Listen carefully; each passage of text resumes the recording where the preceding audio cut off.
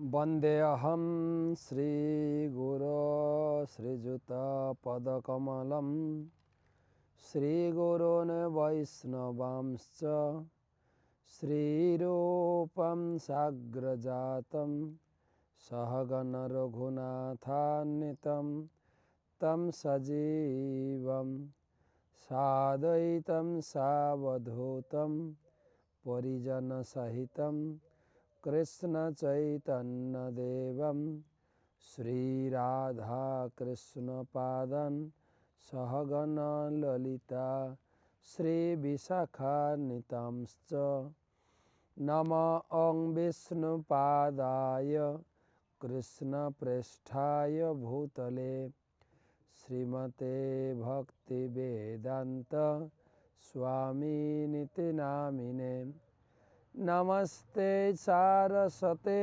देवे गौरवाणी प्रचारिणे निर्विशेष शून्यवादी पाश्चात्यदेशतारिणे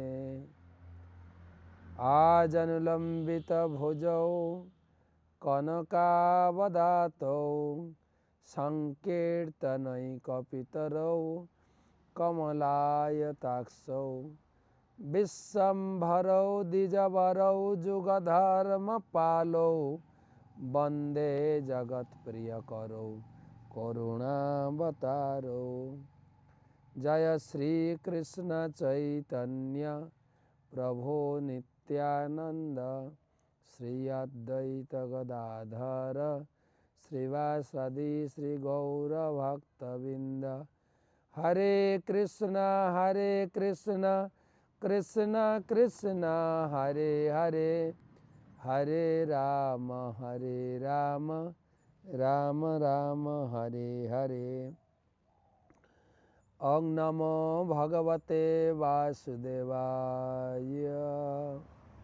ओं नमो भगवते वासुदेवाय। ओं नमो भगवते वासुदेवाय। नारायणं नमस्कृत्य नरं चैव नरोत्तमं देवीं सरस्वतीं व्यासं ततो जयम् उदीरयेत्।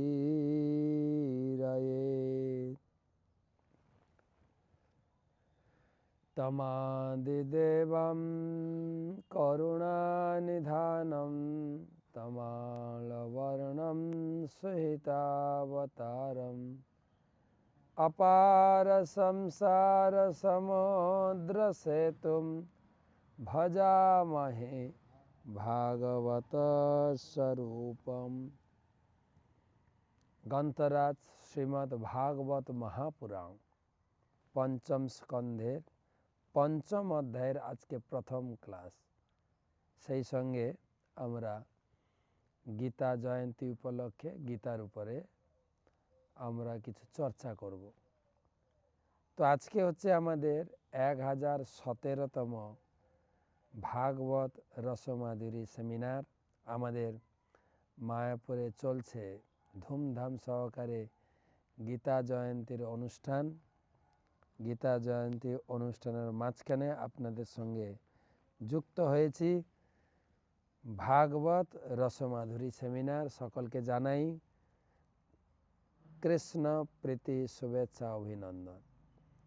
গুরুপাদ পদ্মে প্রণাম নিবেদন করে তার অহেতুকী কৃপা আশীর্বাদ প্রার্থনা করি। নমো ওং বিষ্ণু পাদায় কৃষ্ণ প্রেষ্ঠায় ভূতলে শ্রীমতে জয় পতাকা স্বামী নীতি নামিনে নমো আচার্য পাদায় নিতাই কৃপা প্রদায়িনে গৌরকথা ধামদায় নগর গ্রাম তারিণে।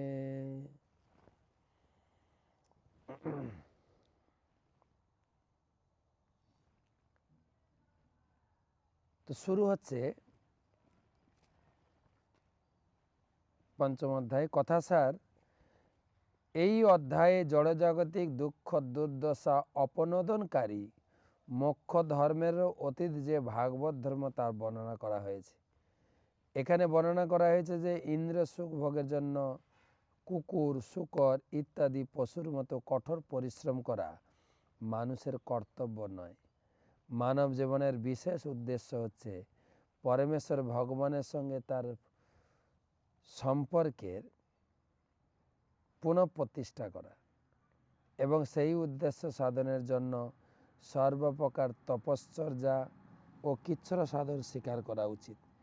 তপশ্চর্যার প্রভাবে হৃদয় নির্মল হয় এবং তার ফলে চিন্ময় স্তরে অধিষ্ঠিত হওয়া যায়। তপশ্চর্যার প্রভাবে হৃদয় নির্মল হয় এবং তার ফলে চিন্ময় স্তরে অধিষ্ঠিত হওয়া যায়। এই সিদ্ধি লাভের জন্য ভগবত ভক্তের শরণ গ্রহণ করা উচিত এবং তার সেবা করা উচিত।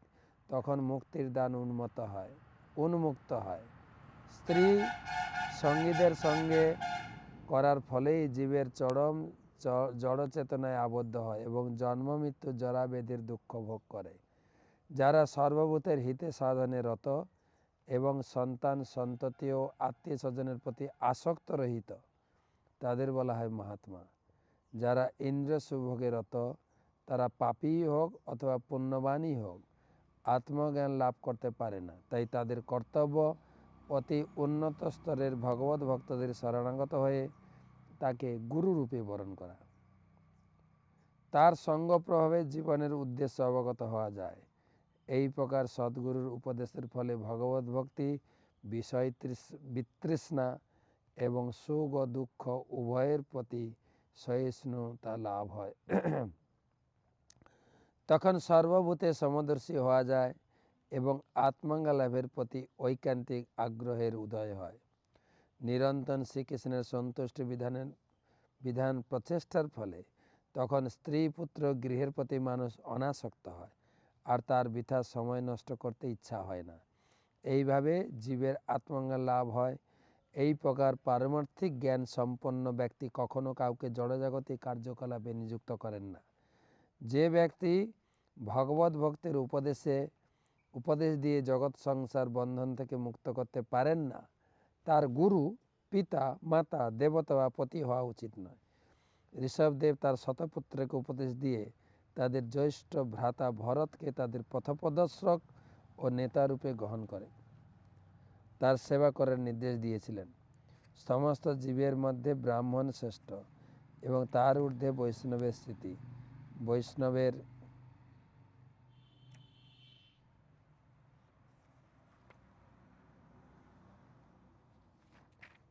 সেবা করার অর্থ হচ্ছে ভগবানের সেবা করা। এইভাবে সুখদেব গোস্বামী ভরত মহারাজের চরিত্র কথা বর্ণনা করছিলেন এবং জনসাধারণের শিক্ষার জন্য ভগবান ঋষভদেবের যজ্ঞ অনুষ্ঠানের বিষয় বর্ণনা করেছিলেন। প্রথম শ্লোক। ঋষভ উবাচ নাহম দেহ ভজান্নিলোকে কষ্টান কামান অর্হতে বীড়ভুজাম যে তপো দিব্যম পুত্র কাজেন সত্যম শুদ্ধেত যস্মাদ ব্রহ্ম সৌখম তনন্তম। অনুবাদ। ভগবান ঋষভদেব তার পুত্রদের বললেন, হে পুত্রগণ, এই জগতে দেহধারী প্রাণীদের মধ্যে এই নরদেহ লাভ করে কেবল ইন্দ্রিয় সুখ ভোগের জন্য দিন রাত কঠোর পরিশ্রম করা উচিত নয়। ওই প্রকার ইন্দ্রিয় সুখ ভোগ বিষ্ঠাভোজী শূকর ও কুকুরদের লাভ হয়ে থাকে। ভগবত সেবা পর অপ্রাকৃত তপস্যা করাই উচিত, কারণ তার ফলে হৃদয় নির্মল হয় এবং হৃদয় নির্মল হলে জড় সুখের অতীত অন্তহীন চিন্ময় আনন্দ লাভ হয়। তো ঋষভদেব তার 100 পুত্রদের ডেকে মুনি ঋষিদের সভায় পুত্রদের জ্ঞান দিচ্ছেন। আমরাও সেই জ্ঞান লাভ করার সৌভাগ্য লাভ করেছি। অতীব সুন্দর। বলছেন তোমরা মনুষ্য জীবন লাভ করেছ আর কুকুর, শূকর, পশুদের মতো ইন্দ্রিয় সুখের জন্য এত কেন পরিশ্রম করবে? আমরা দেখুন ছোটবেলা থেকে কষ্ট করে পড়াশোনা করে ডিগ্রি লাভ করে তারপরে চাকরি পেয়ে বিয়ে করে ইন্দ্রিয় সুখ করতে হয়।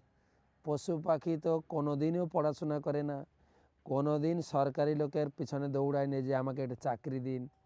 তারা তো এমনি থেকে ইন্দ্রিয় সুখ করছে। ওই তুচ্ছ একটু যৌন সুখ লাভের জন্য তোমরা এত কেন পরিশ্রম করে? না হং দেহ ভাজাননি, না হং দেহ দেহ ভাজাননি লোকে। হে দেহধারী জীব পুত্ররা, এই একটু ইন্দ্রিয় সুখ যৌন সুখ পাওয়ার জন্য এত পরিশ্রম করার দরকার নেই, যেটা কুকুর শুকররা এমনি থেকেই পায়। বলে পিতৃদেব আমাদের করণীয় কি না, তোমরা তপ দিব্যম পুত্র যেন শ্রদ্ধের, তোমরা তপস্যা করো। তপস্যা করলে তোমরা ব্রহ্ম সৌখম তো অনন্তম, অনন্ত সুখ আস্বাদন করবে। অনেক বড় তাৎপর্য আর অত্যন্ত শিক্ষণীয় বিষয়। এই শ্লোকে ভগবান ঋষভদেব তার পুত্রদের মনুষ্য জীবনের মাহাত্ম্য বর্ণনা করেছেন। দেহভাগ শব্দটির অর্থ হচ্ছে জড় দেহধারী, মানে আমরা সবাই, সবার উদ্দেশ্যে এই জ্ঞান দিয়েছেন। কিন্তু সেই জীবাত্মার মনুষ্য দেহ লাভ করেছে, তার আচরণ পশুদের থেকে ভিন্ন হওয়া উচিত। কুকুর শূকর আদি পশুরা বিষটা আহার করে তৃপ্তি লাভ করে। সারাদিন কঠোর পরিশ্রম করার পর মানুষ রাত্রিবেলা আহার পান মৈথুন ও নিদ্রার মাধ্যমে সুখ ভোগের চেষ্টা করে। সেই সঙ্গে তাদের ভয় থেকে যথাযথভাবে আত্মরক্ষাও করতে হয়। কিন্তু এটি মানুষের সভ্যতা নয়। মানব জীবনের উদ্দেশ্য হচ্ছে পারমার্থিক উন্নতি লাভের জন্য স্বেচ্ছায় কৃচ্ছ্র সাধন করা। পশু পাখি এবং গাছপালাও তাদের পূর্বকৃত পাপকর্মের ফলে দুঃখ ও কষ্ট ভোগ করে। কিন্তু মানুষের কর্তব্য দিব্য জীবন লাভের জন্য তপস্যারূপ দুঃখ দুর্দশা বরণ করে নেওয়া। দিব্য জীবন লাভ হলে অন্তহীন আনন্দ উপভোগ করা যায়। প্রকৃতপক্ষে প্রতিটি জীবই সুখ ভোগ করতে চাইছে, কিন্তু জীব যতক্ষণ জড়দেহের বন্ধনে আবদ্ধ থাকে ততক্ষণ তাকে নানা প্রকার দুঃখ দুর্দশা ভোগ করতেই হয়। মানুষের চেতনা উচ্চতর, সেই চেতনার সদ্ব্যবহার করে নিত্য আনন্দ লাভ করার উদ্দেশ্যে এবং ভগবত ধামে ফিরে যাওয়ার জন্য মহাজনদের উপদেশ অনুসারে আচরণ করা আমাদের কর্তব্য। এই শ্লোকে বিশেষভাবে বর্ণনা করা হয়েছে সরকার, পিতা বা স্বাভাবিক অভিভাবকদের কর্তব্য হচ্ছে তাদের অধীনস্থদের কৃষ্ণ ভক্তির স্তরে উন্নীত করার শিক্ষা দান করা। কৃষ্ণ ভক্তিবিহীন জীব নিরন্তর জন্ম মৃত্যুর চক্রে আবর্তিত হয়ে দুঃখ দুর্দশা ভোগ করে। তাদের এই বন্ধন থেকে মুক্ত করে আনন্দময় হওয়ার সুযোগ দেওয়ার জন্য ভক্তিযোগের শিক্ষা প্রদান করা উচিত। মূঢ় সভ্যতা মানুষকে ভক্তিযোগের স্তরে উন্নীত হওয়ার শিক্ষাদানে অবহেলা করে। কৃষ্ণ ভক্তিবিহীন মানুষ কুকুর অথবা শূকরের থেকে মোটেই উন্নত নয়। বর্তমান যুগের মানুষদের জন্য ঋষভদেবের উপদেশ অত্যন্ত গুরুত্বপূর্ণ। বর্তমান যুগের শিক্ষা ব্যবস্থা মানুষকে ইন্দ্রিয় সুখ ভোগের জন্য কঠোর পরিশ্রম করার শিক্ষা দিচ্ছে এবং তাদের জীবনের কোনো মহৎ উদ্দেশ্য নেই। মানুষ জীবিকা অর্জনের জন্য ভোরবেলা ঘর থেকে বেরিয়ে যাত্রীপূর্ণ লোকাল ট্রেনে চাকরি করতে যায়। তাকে কর্মস্থলে পৌঁছানোর জন্য সেই ভিড়ের মধ্যে 1 ঘন্টা বা 2 ঘন্টা দাঁড়িয়ে থেকে ভ্রমণ করতে হয়। তারপর তাকে অফিসে পৌঁছবার জন্য বাস ধরতে হয়। অফিসে তাকে 9টা থেকে 5টা পর্যন্ত কঠোর পরিশ্রম করতে হয়, আর তারপরে আবার 2-3 ঘন্টা ভ্রমণ করে তাকে বাড়ি ফিরতে হয়। বাড়ি ফিরে কিছু খেয়ে স্ত্রীর সঙ্গে যৌন সুখ উপভোগ করে ঘুমাতে যায়। তার এই কঠোর পরিশ্রমের জীবনে একমাত্র একটুখানি সুখ হচ্ছে মৈথুন। যত মৈথুন আদি গৃহ মেধি সুখং হিতুচ্ছম। ঋষভদেব স্পষ্টভাবে বলেছেন যে এই প্রকার জীবনযাপন করা মানুষের উদ্দেশ্য নয়। এই প্রকার সুখ তো কুকুর ও শূকরদের লাভ হয়। বাস্তবিক পক্ষে কুকুর শূকরদের মৈথুন সুখের জন্য কঠোর পরিশ্রম করতে হয় না। মানুষের কর্তব্য কুকুর শূকরদের অনুকরণ না করে ভিন্ন প্রকার জীবনযাপন করার চেষ্টা করা। তার বিকল্প পন্থার উল্লেখ করা হয়েছে। মনুষ্য জীবন তপস্যার জন্য, তপস্যা দ্বারা এই জড়জগতের বন্ধন থেকে মুক্ত হওয়া যায়। কেউ যখন কৃষ্ণ ভাবনামৃত বা ভক্তি লাভ করেন তখন তিনি যে নিত্য আনন্দ লাভ করবেন তাতে কোনো সন্দেহ নেই। ভক্তিযোগের পন্থা অবলম্বন করার ফলে জীবন নির্মল হয়। জীব জন্ম জন্মান্তর ধরে সুখের অন্বেষণ করছে, কিন্তু ভক্তিযোগে অনুশীলনের ফলে সে তার সমস্ত সমস্যার সমাধান করতে পারে, তখন সে ভগবত ধামে ফিরে যাওয়ার যোগ্যতা অর্জন করে। সে সম্বন্ধে গীতায় বলা হয়েছে, জন্ম কর্ম চমে দিব্যম এবং যো বেত্তি তত্ত্বতঃ তক্তা দেহং পুনর্জন্ম নৈতি মামেতি স অর্জুন। হে অর্জুন, যে মানুষ তত্ত্বত জানে যে আমার জন্ম কর্ম দিব্য, সে তার দেহত্যাগ করার পর এই জড় জগতে জন্মগ্রহণ করে না, পক্ষান্তরে সে আমার নিত্য ধাম লাভ করে। তো শ্লোকটি পারলে মুখস্থ করবে।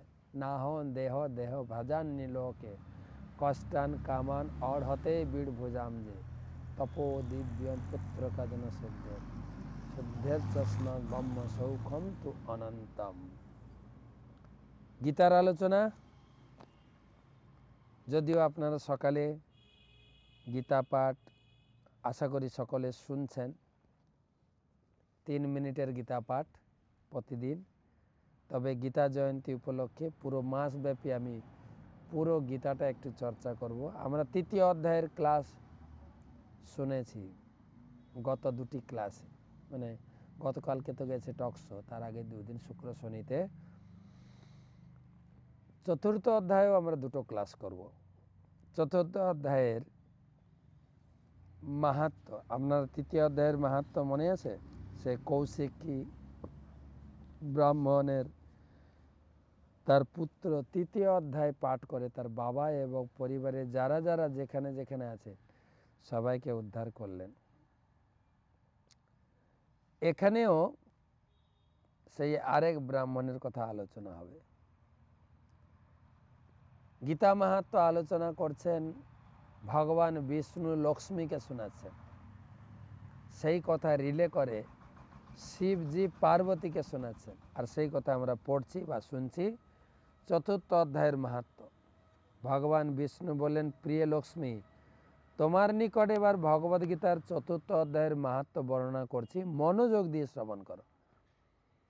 গঙ্গার তীরে কাশী বারাণসী নামে এক বিখ্যাত নগরী, যেখানে বিশ্বনাথের মন্দির অবস্থিত। সেখানে ভরত নামে এক সাধু বাস করতেন। প্রতিদিন তিনি গভীর নিষ্ঠা ও ভক্তি সহকারে ভগবদ্গীতার 4র্থ অধ্যায় পাঠ করতেন। পূর্বে ভরত যখন তীর্থযাত্রায় ভ্রমণ করেছিলেন, তখন তিনি তপোবন নামক নগরে 2টি ভগবান শ্রীকৃষ্ণের বিগ্রহ দর্শন করতে যান। তপোবন নামক নগরে ভগবানের মন্দির দর্শনের জন্য গেছিলেন। তারপর ওই স্থানে ত্যাগের সময় তিনি 2টি বেল গাছ দেখতে পেলেন। সেই গাছের ছায়া বিশ্রাম করার মানসে তিনি একটি গাছের মূলকে বালিশ করে অন্য গাছের মূলে পা রেখে শুয়ে পড়লেন। আমরা করি না, গাছের উপরে হেলান দিয়ে বা গোড়ায় যে মূলটা উঁচু সেটাকে বালিশের মতো করে শুয়ে পড়ি। তো সেই ভরত সাধু তিনি শুয়েছিলেন বেলগাছের গোড়ায়। কিছুকাল পরে, মানে ভরত যখন স্থান ত্যাগ করে চলে গেলেন, সেই গাছ 2টি মরে যায় বা শুকিয়ে যায়। 5-6 দিনের মধ্যে গাছ 2টি সম্পূর্ণ শুকিয়ে মারা যায়। যে 2টি আত্মা সেই গাছের মধ্যে বাস করত, এক ধার্মিক ব্রাহ্মণের কন্যা রূপে জন্ম নিল। সেই কন্যাদ্বয় যখন 17 বছরে পা দিলেন, তখন তাদের বারাণসী তীর্থযাত্রায় নিয়ে যাওয়া হলো। বারাণসীতে ভ্রমণ করতে করতে হঠাৎ তাদের মহাত্মা ভরতের সঙ্গে দেখা হয়ে গেল। ভরতকে দেখার সঙ্গে সঙ্গেই তারা পায়ে পড়ে মধুর বচনে বলল, হে মহারাজ ভরত, আপনার কৃপাতেই আমরা বৃক্ষরূপ থেকে মুক্তি পেয়েছি। ভরত মহারাজ তাদের কথা শুনে বিস্ময়ে অভিভূত বললে, তিনি তাদের জিজ্ঞাসা করলেন, প্রিয় কন্যারা কোথায় এবং কখন আমি তোমাদের সংস্পর্শে এসেছিলাম এবং তোমাদের বৃক্ষরূপ থেকে মুক্তি দিয়েছিলাম?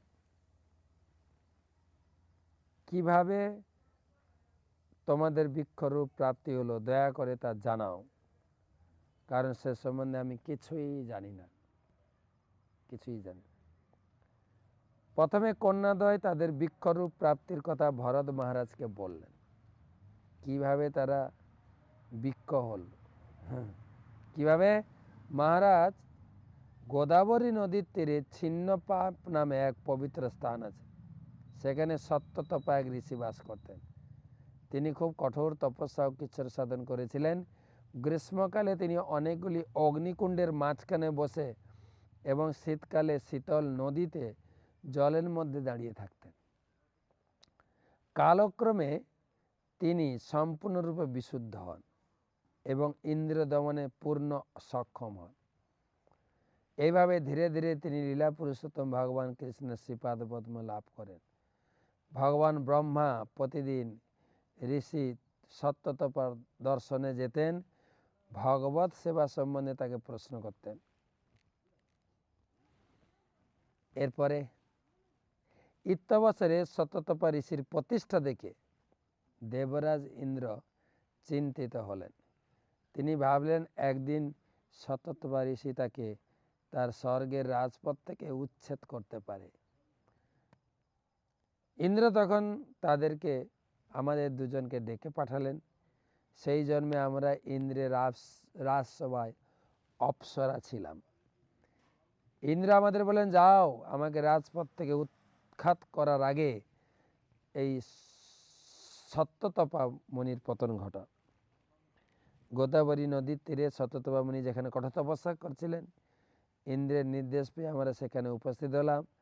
আমরা মুনির নিকটবর্তী হয়ে তাকে বিচলিত করার উদ্দেশ্যে নৃত্য গীত শুরু করলাম। নৃত্যরত অবস্থায় আমাদের গাত্রবাস শিথিল হয়ে খসে পড়ল, আমাদের স্তনদ্বয় অনাবৃত হলো।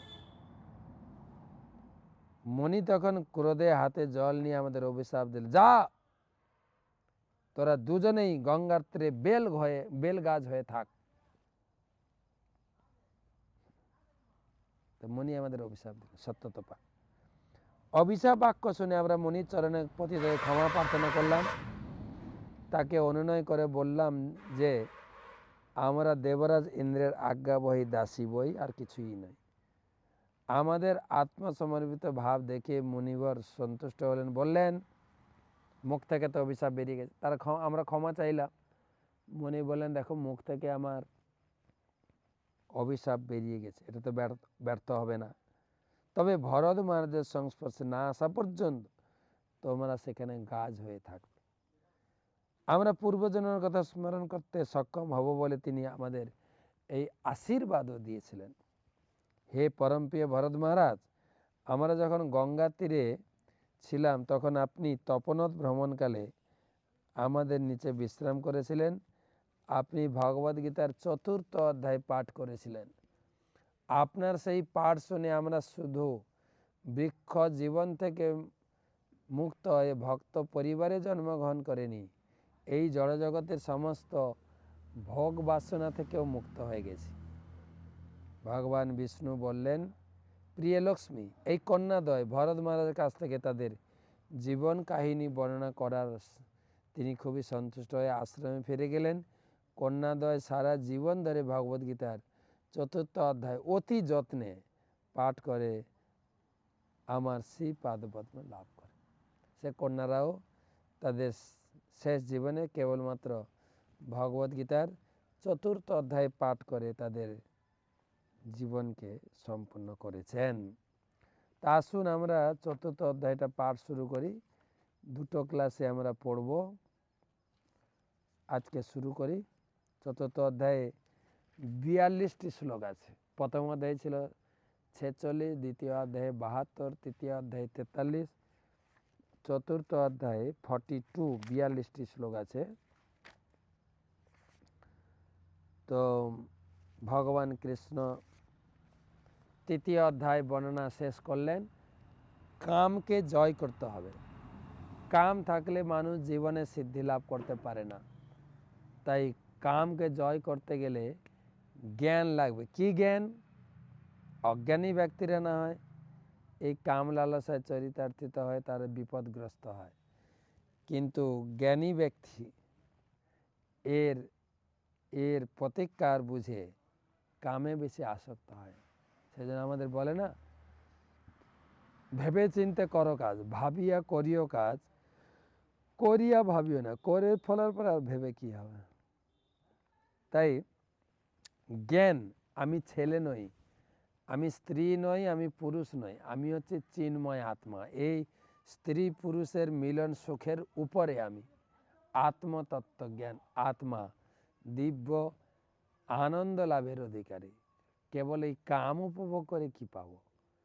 তো তারই চর্চায় জ্ঞান যোগের উপদেশ চলে এলো, 4th অধ্যায় 42 শ্লোক। আজকে আমরা কত 9 পর্যন্ত পড়ব, তারপরে আলাদা সেকশন কালকে। শ্রী ভগবানুবাচ ইমং বিবস্বতে যোগং পক্তবানঃ বয়ম বিবস্বান মনবে প্রাহ মনু ইক্ষাকো অব্রবীত। প্রথমে জ্ঞানের মহিমা বলছেন ভগবান। অর্জুন, তোমাকে যেই কুরুক্ষেত্রের রণাঙ্গনে ভগবত গীতার জ্ঞান দেব, সেই জ্ঞান আমি সৃষ্টির শুরুতে সূর্যদেব বিবস্বানকে দিয়েছিলাম কোটি কোটি বছর আগে। অর্থাৎ যে ভগবতের গীতার জ্ঞান আজকে আলোচনা করছে, এই জ্ঞান বেদে রয়েছে, কোনো নতুন রিসার্চ করা জ্ঞান নয়, কিন্তু এটা পুরাতন শাশ্বত নিত্য জ্ঞান। এই জ্ঞানের পরিবর্তন হয় না। যোগ প্রক্ত পুরাতন, পরের শ্লোকগুলোতে বলবেন সেই জ্ঞান। আমাদের জগতে জ্ঞানের একটু রূপদান হয়েছে, জ্ঞানের কি বলে শিক্ষার ভাষার রূপকার, অনেক সময় বলে না ভাষার রূপকার, কিন্তু ভগবানের মুখশ্রিত বাণী ভগবদ গীতার কোনো এডিট বা সংশোধন হয়নি। ভগবান যেরকমইটি বলেছেন ওই রকম। তো ভগবান প্রথম সৃষ্টির শুরুতে তিনি দিয়েছিলেন বিবস্বান সূর্যদেবকে, বিবস্বান মনবে সূর্যদেব দিয়েছেন মনু মহারাজকে। মনুকে না, আমাদের যেরকম পরিচয় মানুষ বা মানব, আমাদের যে জনক, যার থেকে আমাদের জন্ম হয়েছে, মনু থেকে জন্ম হয়েছে, তাই আমাদের পরিচয় হয়েছে মানুষ বা মানব জাতি। এটা হচ্ছে শাস্ত্রের দিক নির্দেশনা। আমাদের সৃষ্টিতত্ত্ব শাস্ত্র প্রকাশ করেছেন, ভগবান নিজে প্রকাশ করেছেন। আর আমাদের বৈজ্ঞানিকরা রিসার্চ করে একটা ভুল জ্ঞান, ভুল তথ্য জগৎকে দিয়ে গেছেন, যেটা মানুষ নিয়ে খুব নাড়াচড়া করছে। আমাদের জন্ম হয়েছে বাঁদর থেকে। ডারউইন, ল্যামার্ক, ইভলিউশন থিওরি, বিবর্তনবাদে তারা বলে গেছেন যে বানর বা নর, বা মানে লেজ, বানরের লেজ খসে গিয়ে আমরা হয়ে গেছি নর। কি ভুল শিক্ষাই না আমাদেরকে জগতে শিখাচ্ছে। আর এর পরিণতি স্বরূপ আমাদের যারা পূর্বপুরুষ, পিতৃদেব, ঠাকুর দাদা বা দাদু, তাদের প্রতি আমাদের সম্মানটা কেড়ে নিয়েছেন এই বৈজ্ঞানিকেরা। হ্যাঁ, আমরা মনে করি পুরানো লোকেরা সব বাঁদর, আমরা হয়ে গেছে শিক্ষিত যুবক মানুষ। একদম ভুল জ্ঞান, একদম ভুল জ্ঞান।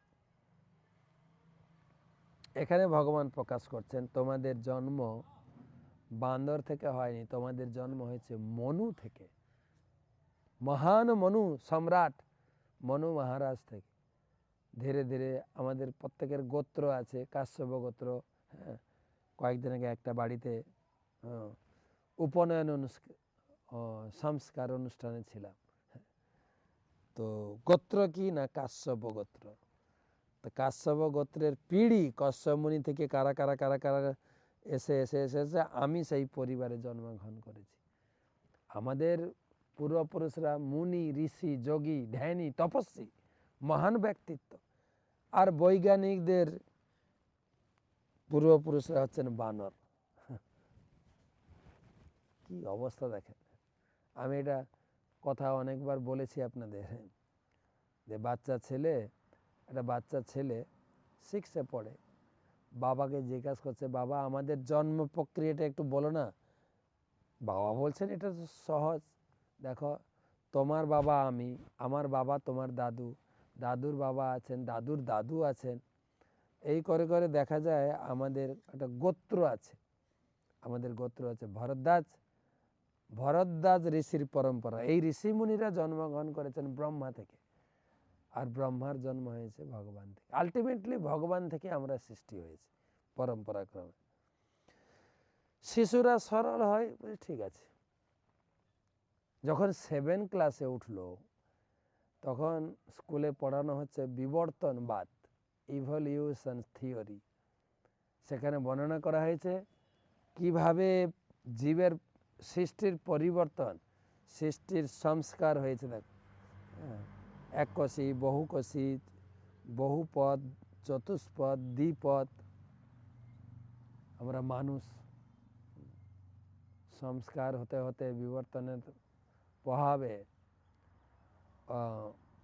অণুজীব, কীট, সেখান থেকে ধীরে ধীরে চতুষ্পদ প্রাণী, চতুষ্পদ পশু, এবং সেখান থেকে দ্বিপদ মানুষ আমরা হয়েছি।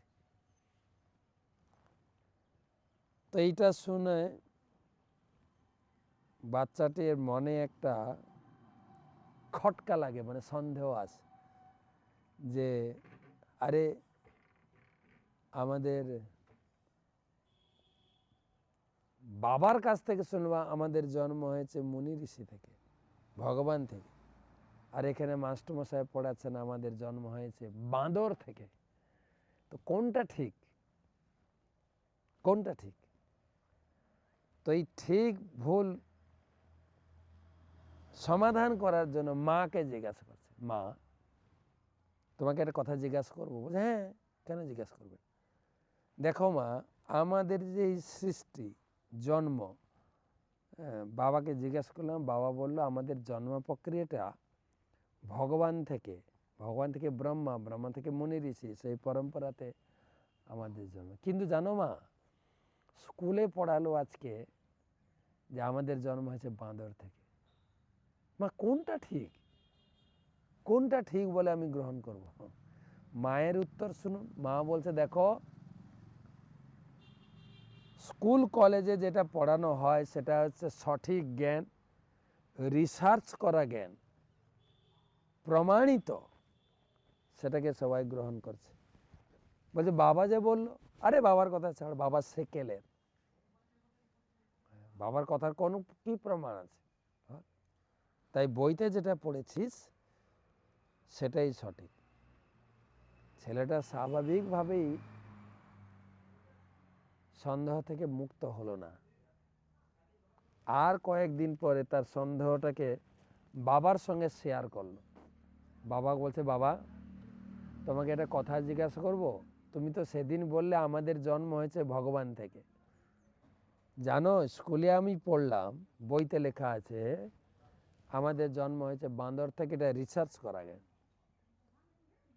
জানো বাবা, শুধু তাই না, ঘরে এসে মাকে জিজ্ঞেস করলাম, মা এই দুটোর মধ্যে কোনটা ঠিক? মা তো স্কুলের জ্ঞান অর্থাৎ বৈজ্ঞানিকরা যেটা দিয়েছেন সেটাই ঠিক বলেছেন।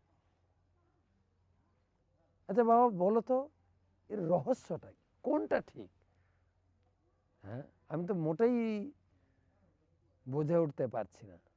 বাবা তখন হাসলেন। বাবা বললেন, দেখ তুই এখন বড় হয়ে গেছিস, ভালো মন্দ বুঝতে শিখেছিস, এটার সমাধান হচ্ছে বৈজ্ঞানিক, এবং তোমার মায়ের জন্ম হয়েছে বাঁদর থেকে, তাই তোমার মা তার জন্মের কথা শুনিয়েছেন, তার বংশের কথা শুনিয়েছেন, আর আমি শুনিয়েছি আমার বংশের কথা। তুই বুঝে নে কোনটা ঠিক। তো মনুকে জ্ঞান দিয়েছিলেন, মনু ইকাকু, ইকাকু থেকে দ্বিতীয় শ্লোক, এবং পরম্পরা প্রাপ্তম মিমম রাজসয় বিদু সকালেন মহতা যোগ নষ্ট পরন্তপ। এই জ্ঞান ধীরে ধীরে নষ্ট হয়ে গিয়েছিল, পরম্পরা ক্রমে আসছিল, কিন্তু ধীরে ধীরে নষ্ট হয়ে যায়। স এবায়গময়া তে অদ্য যোগ প্রক্ত পুরাতন ভক্ত সিমে সখা চেতি রহস্যম হি এতৎ উত্তমম।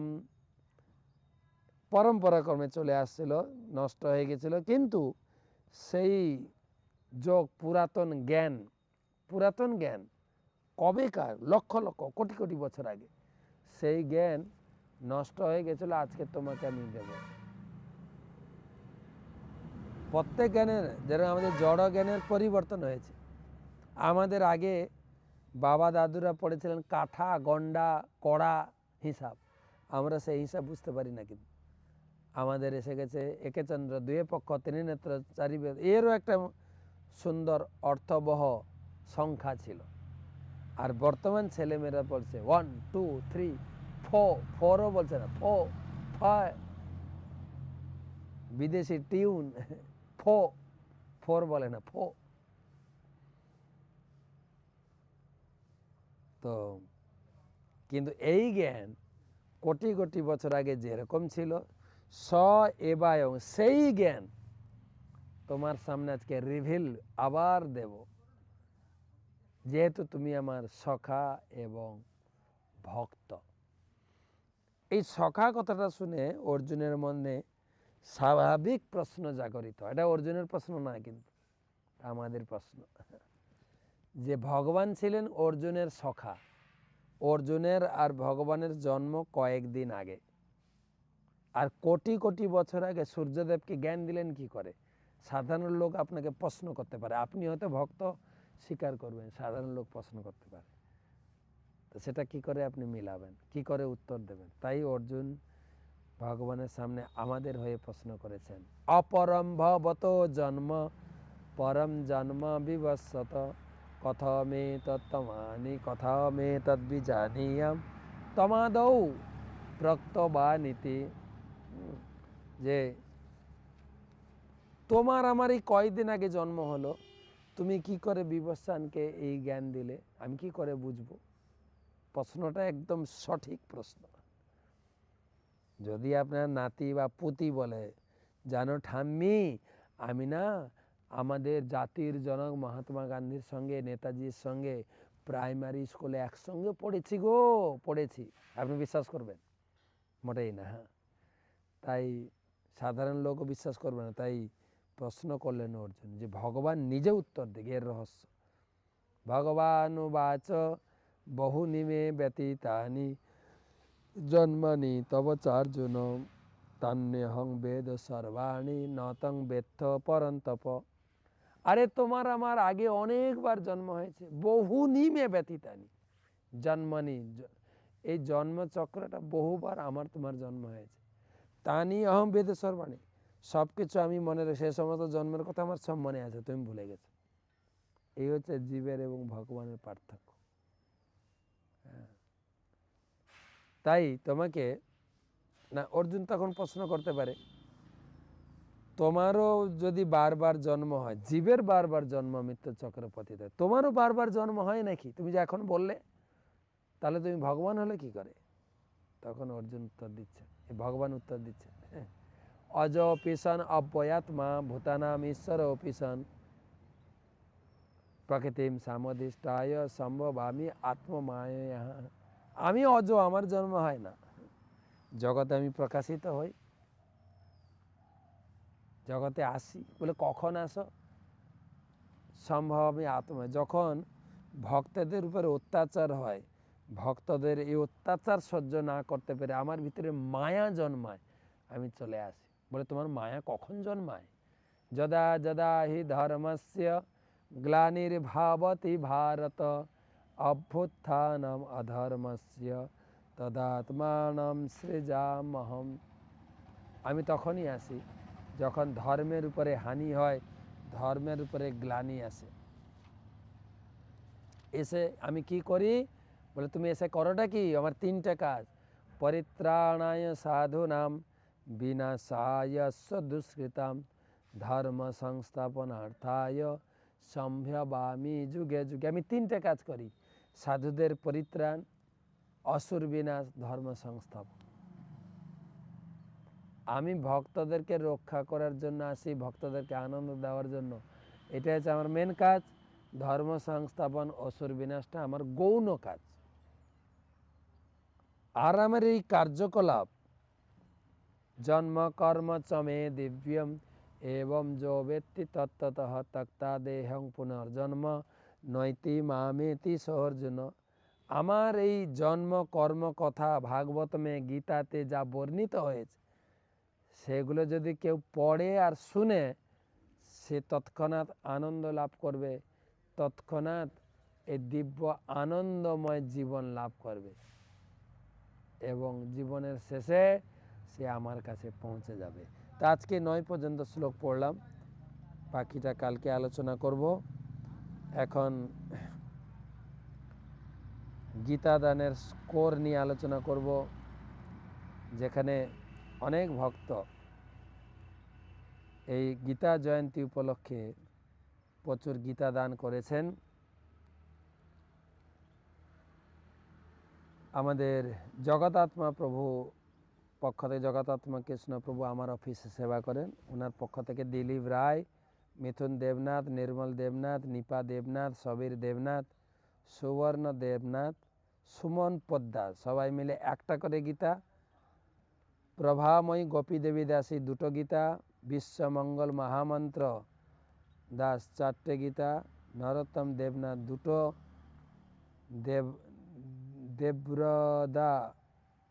দেবব্রদ্রা অ্যান্ড ফ্যামিলি 2টো গীতা, সরভুজ ইয়ং ফ্যামিলি 2টো গীতা, নরেন দাস, পাদপঙ্কজ কৃষ্ণ দাস 25টা গীতা, ব্রজনাথ ও দিব্যরূপ মাধব দাস 11টে গীতা, করুণেশ্বর কৃষ্ণ চৈতন্য দাস 11টে গীতা।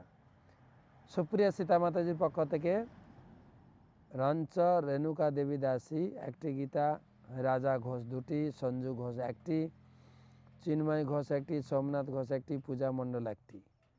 দুর্লভ গৌরচন্দ্র প্রভুর পক্ষ থেকে শ্যামল মণ্ডল 2টি গীতা, স্বপন মণ্ডল 1টি, ঝর্ণা মণ্ডল 2টি, আরাধিতা, কবিতা রায়, উমা দাস 3জন 1টা করে গীতা, অপূর্ব রায় 11টি, জুলি মাঝি 4টি, বৃন্দাপাল 1টি, ত্রিতা মণ্ডল 2টি। কৃষ্ণ মাতাজি দেবাশিস বিশ্বাস, তপতি বিশ্বাস, অসীম রায়, স্বাতী রায়, বাসন্তী দাস, তাপস দাস, শুভ্রা দাস, সঙ্গীতা মাঝি, দেবাশিস মাঝি, তরুণকান্তি বিশ্বাস, দেবাশিস মাঝি পর্যন্ত 1টি করে গীতা, তরুণকান্তি বিশ্বাস 2টি, দীপ্তিমান গৌর নিতাই দাস 2টি গীতা। সেই সঙ্গে আমাদের হীরক সরকার 1টি, পূজারিণী সাউ 1টি, পলি ঘোষাল 1টি, রূপা সেনগুপ্ত 2টি, সুদর্শন ব্রজেশ দাস 4টি, মন্ত্রেশ গৌরাঙ্গ দাস বরোদা থেকে 49টি গীতা, ইন্দ্রপতি হরিদাস 2টি, সুজা প্রকাশ 1টি, রাজেশ অর্চনা 4টি, গঙ্গেশ খদগি 8টি, শুভময়ী চম্পকলতা দেবী দাস 2টি, কীর্তনেশ্বর গৌরদাস 4টি, অজিত আত্মা মুকুন্দ দাস 2টি, অনুরাধা অচ্যুতপ্রিয়া দেবী দাসী 30টি গীতা, মুরলীধর মনোহর দাস 20টি, মঞ্জু ভাসিনী যশোদা দেবী দাসী 2টি, বিশ্বমঙ্গল মহামন্ত্র দাস 4টি, বিনীতা গান্ধর্বিকে দাস 6টি গীতা, তুষার দেবনাথ 3টি, একটা নাম নেই 4টি গীতা, শ্রীধর গৌর ভক্ত দাস 2টি, সুশান্ত পট্টনায়ক 11টি গীতা, 11টি ছোট বই, দেবব্রত মণ্ডল 4টি, শ্রীধর গৌর ভক্ত দাস 2টি, আদি শুকিল 3টি, কালিন্দী সুন্দরী দেবী দাসী পুরো মাসের জন্য 36টি গীতা, ভেঙ্কটাদ্রি চৈতন্য দাস মাত্র 284টি গীতা দিয়েছে।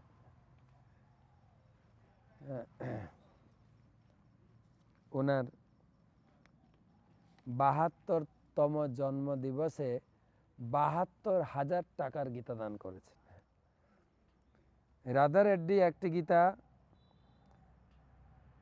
কে সুমথি 11টি গীতা, সদাশিব সীতানাথ, জয়শ্রী যশোমতী দেবী দাসী 12টি গীতা, অনিতা সৎ 11টি গীতা, সৌভাগ্য শাহ 1টি গীতা, প্রফুল্ল কুম্বলে 11টি গীতা, জয়দা মাতাজি 4টি গীতা, দিব্য গোলকে শ্রীদেবী দাসী 8টি। তো আজকে এই পর্যন্ত থাক। তো যারা গীতা দান করেছেন নাম গোত্র পাঠিয়ে দেবেন। গীতা জয়ন্তীর দিন যোগ্য স্থানে আপনার নামে বিশেষভাবে প্রার্থনা করা হবে। এবং যারা আমরা অনুরোধ করছি আপনারা আপনাদের আত্মীয় স্বজনের কাছে আবেদন রাখুন এই গীতা জয়ন্তী উৎসবে গীতা দান করুক। সেই সমস্ত গীতা মহাতীর্থ কুম্ভ মেলায় আমরা সাধুদের হাতে তুলে দেব। শুভরাত্রি। ভালো থাকবেন, সুস্থ থাকবেন, সুরক্ষিত থাকবেন। দেবকীনন্দন ভগবান কৃষ্ণ আপনাদের উপরে সন্তুষ্ট থাকুন।